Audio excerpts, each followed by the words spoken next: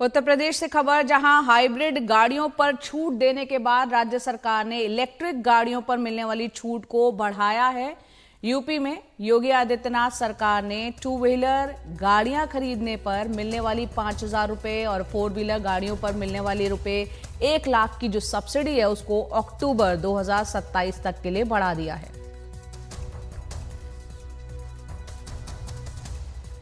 हमारे सहयोगी लखनऊ से रणवीर सिंह हमारे साथ जुड़ रहे हैं। रणवीर, विस्तार से बताएं, सरकार ने क्या फैसला लिया है?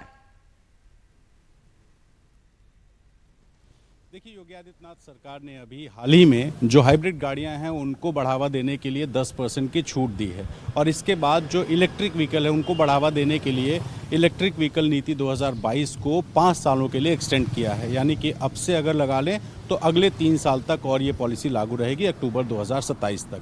अब ये पॉलिसी क्या है? 2022 में सरकार ने एक पॉलिसी बनाई जिसमें कि 2 पहिया इलेक्ट्रिक व्हीकल्स को 5,000 रुपये प्रति व्हीकल और 1,00,000 रुपये 4 पहिया गाड़ियों में छूट देने की बात कही थी, और ये पॉलिसी 1 साल के लिए लागू थी, यानी अक्टूबर 2023 तक।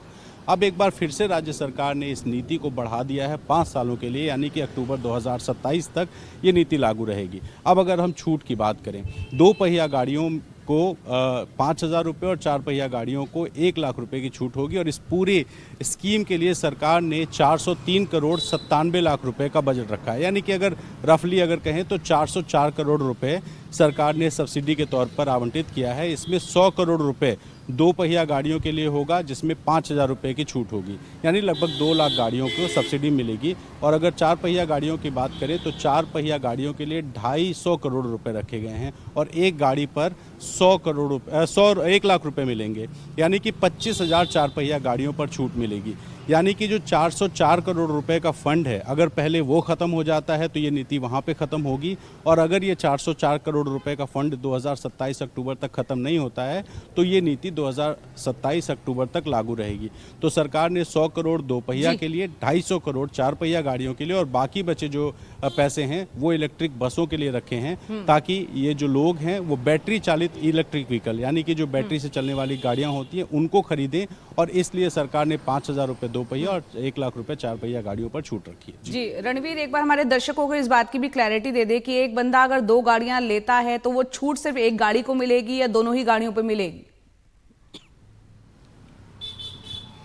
देखिए, इस नीति में साफ है कि कोई भी ग्राहक अगर एक गाड़ी खरीदता है तो एक गाड़ी पे छूट है, अगर वो दूसरी गाड़ी खरीदने जाता है तो उसको छूट नहीं मिलेगी। यानी कि अगर एक सपोज कर लीजिए 10 लाख रुपए की एक 4 पहिया गाड़ी है और उसमें सरकार 1,00,000 रुपए की छूट दे रही है, यानी जब हम खरीदने जाएंगे तो हमें 9 लाख रुपए की मिलेगी।